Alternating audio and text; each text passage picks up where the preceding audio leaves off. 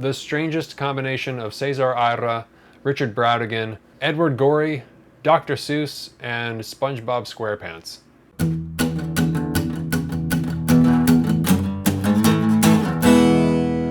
Better than food, man.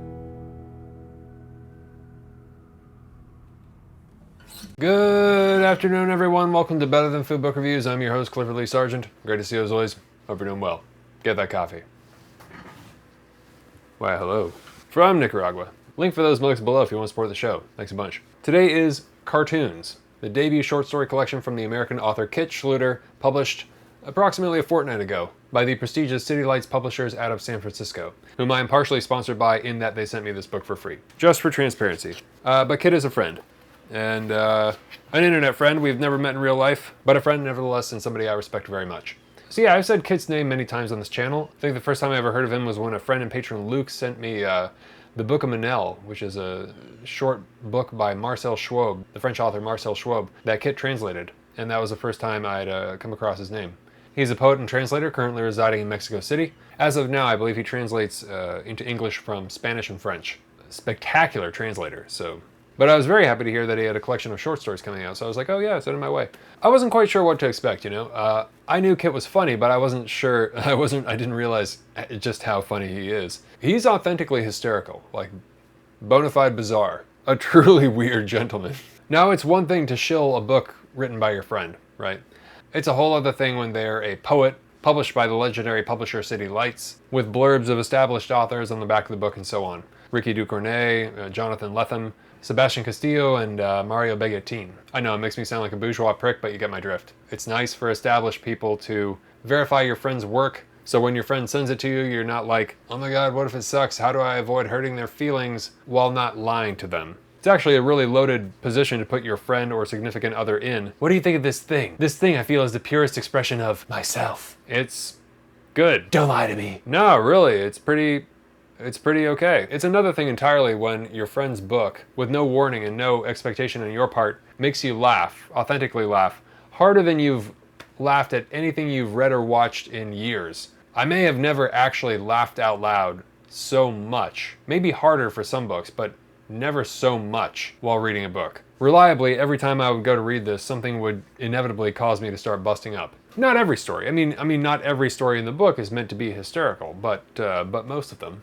But first, really quick, the executive producer of today's show, the sponsor of today's video, is Ageless Literature. Rare booksellers based out of St. Petersburg, Florida. You've got to check out their website. They have got a ton of great stuff, including a Tropic of Cancer signed by Henry Miller, a very cool vintage edition of Harlan Ellison's I Have No Mouth and I Must Scream, as well as a first printing of Thomas Pynchon's Gravity's Rainbow. And not only do they sell rare books, but they're also launching the first mobile app for book collectors to learn about rare books, sell rare books, and share your collections in a way that's never been done before. So if you're interested in curated collectible books and would like updates on this new app they're launching, please head over to agelessliterature.com and subscribe to their newsletter. Also, you can use the code BETTERTHANFOOD to get 10% off your order. The link is below. Full transparency, if you use that code to purchase anything on their site, I shall receive a commission and help support this show, so I really appreciate it. Thank you very much. And thanks again to Ageless Literature for sponsoring this show. His style is this eclectic singular whimsicality. Dry but slapstick, demented, capricious, erratic, yet following its own strange dream logic. The strangest combination of Cesar Aira, Richard Brautigan, Edward Gorey, Dr. Seuss, and SpongeBob SquarePants. Cartoons is the perfect title. That's what it is. It's a series of vignettes that are like cartoons, as if you're like flipping channels, except this TV station is weird, funny. It is very intelligent and intentionally dumb. They're childlike, right? You know, as if you had kids or nieces or nephews. Okay, kid, tell me a story. And this is like what it kind of is, as if they had the perfect set of linguistic tools wherein they could tell you the entire story and have it be written properly. But of course, what happens in there makes no sense whatsoever, except it does to them, right? So it's like, that's kind of what it's like. There's, you know, the Tim and Eric kitchen sink, randomly weird for weird's sake humor. But then there's a whole different type, similar, but more difficult to pull off, in my opinion. It's a blend of self-referential meta-humor and classic slapstick absurdism. I don't know, it's something like Abbott and Costello starring in a remake of The Yellow Submarine, directed by Albert Camus. I don't even know what I'm doing now. I feel you very much have to be born with a certain humorous temperament. I've only known one other person who can get this millennial style. It's not one that's very represented. I don't know if I've read a short story collection that actually has this kind of humor, because I know what this is. And I know one other friend who gets this. We would go back and forth. We'd do shit like this all day. Sky, if you're watching. We just make shit up all the time. It was this constant barrage of fictitious skits of absurdism with following their own weird logic. It was a lot of fun. It's a shame we never did anything with it. But I feel it's like, this Adult Swim generation, the one that were kind of like raised on The Simpsons younger and kind of like graduated to South Park and all this other stuff, who then began actually like reading books and watching films and all that stuff. And so now you have this very interesting next level, this next chapter of humor. I don't even know if this is accurate. This is just what I'm thinking. This is because this collection is not like anything else I've read. I've read other humorous short story collections. This one is singular. It's simultaneously immature and kind of genius. It's like I feel most other people who would try to attempt something like this, it would just come off as like, they would just be presented. They would just be presented as cases of arrested development. But Kit somehow manages to make this not the case at all. It's more like he's like light years beyond all of us in terms of being able to write humorous stories. It's very impressive. It's almost like so simple that you think like, oh, I could do that. But you can't.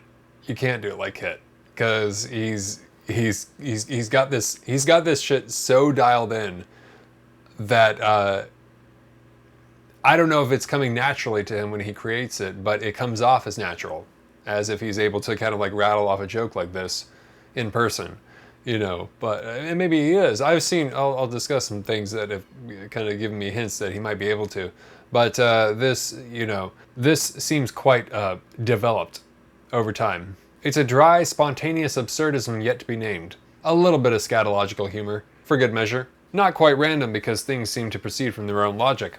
The logic just happens to be cheerfully demented, and often set up within the first few lines of the book, so we're just forced to accept it.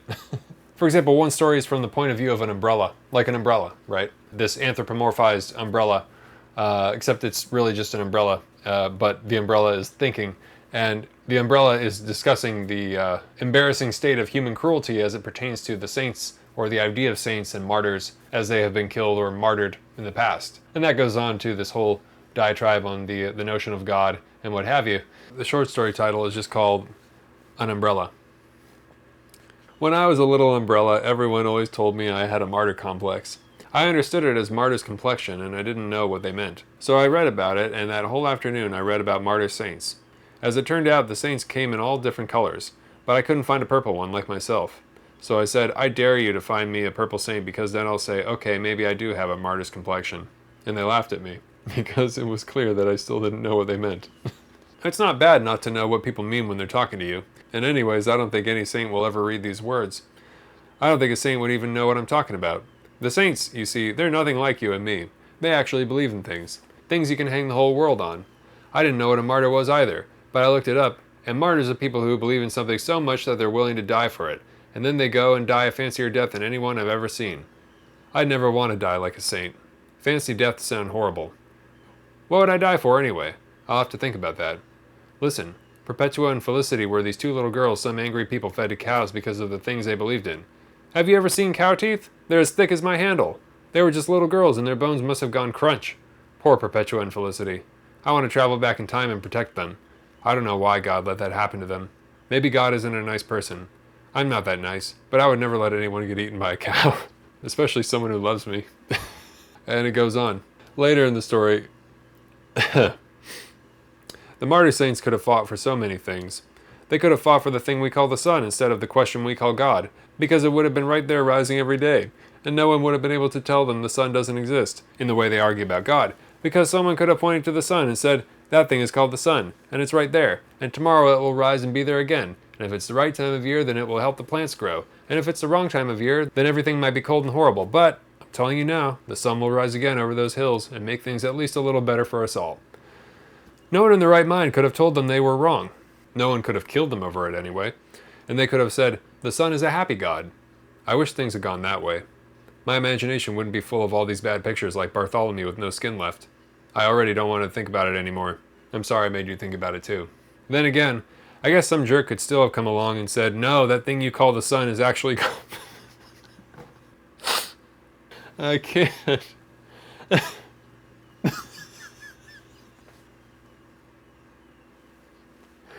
Alright, pull it together, Clifford. Shit. Oh man, it's too funny. Then again, I guess some jerk still could have come along and said, no, that thing you call the sun is actually called Lormbo, or something stupid like that. Because the people who kill you are usually stupid enough to call the sun something as ugly as Lormbo.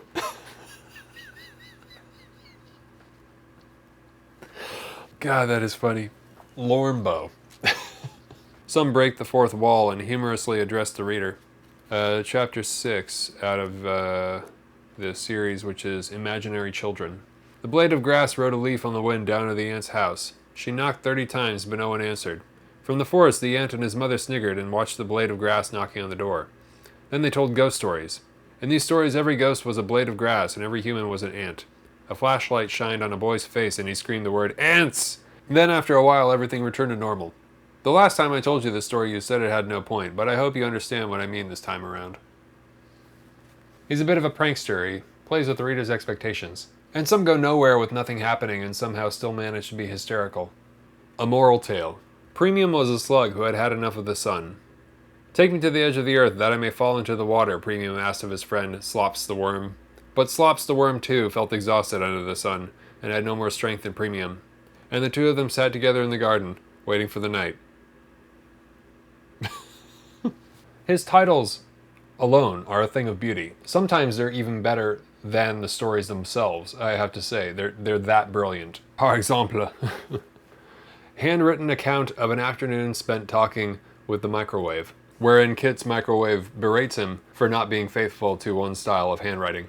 Another one is entitled Everyone Has Dreams They Have to Hide from the State. But the greatest of them all, the one that just takes the cake, is I Am Not a Happy Person and I Don't Like My Friends, a caricatural essay on the 120 Days of Sodom, which is about a particularly aggressive and transgressive homeless shoeshiner, and later wherein Kit spoils the plot of A Farewell to Arms by Ernest Hemingway. So fair warning if you haven't read it, and shame on you, Kit. But well done. Now I have to wait. I was going to review it for the summer, but now I have to wait again and forget.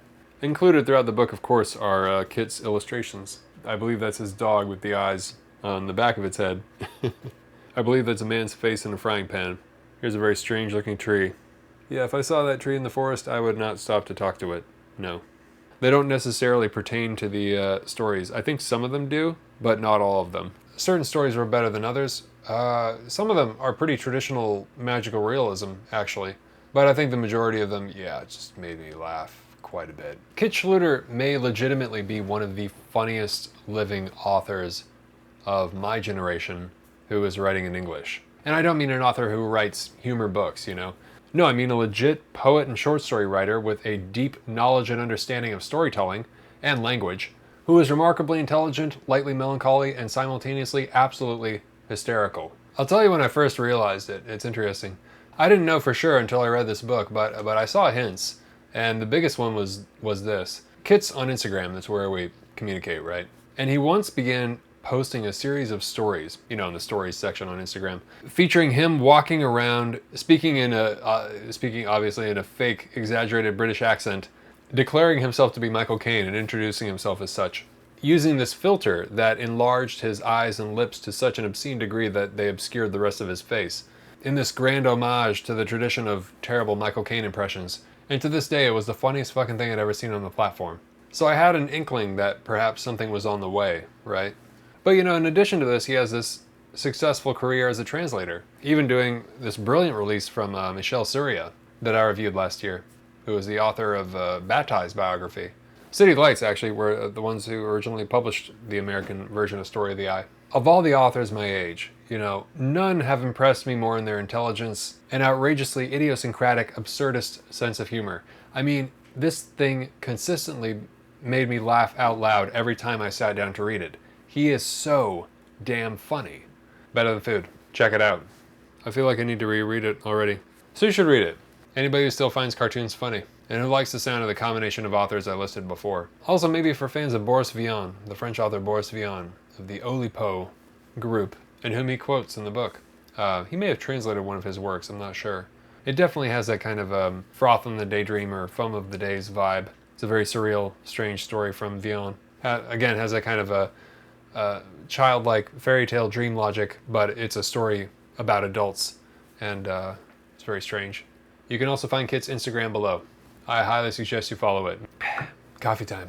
For those of you who are new, thank you very much for stopping by and watching. I take all the names of the patrons on Patreon and I place them in this jar, and for each review I pull out a name, and whoever's name I pull out is sent a hard copy of the book I'm reviewing plus a bag of coffee, roasted by yours truly. And the coffee is delicious, currently from Nicaragua. If you would like to get in on that and help support the show, I sincerely appreciate it. Thank you very much. You can click on the link below or go to patreon.com/books are better than food and donate whatever you can afford, and I really appreciate it. Thank you.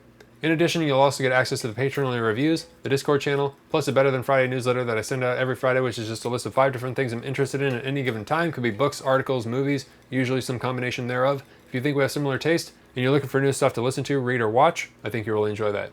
Also, you'll get access to the Sexual Personae series, wherein I am reviewing every single chapter of Camille Paglia's Sexual Personae that's going on right now. You also get access to the Patron-Only Reviews. The next one I'm going to do is Ice by Anna Kavan. And you'll get early access to these public reviews by at least one day. Also, international shipping is included. Alright, is that it? I think so.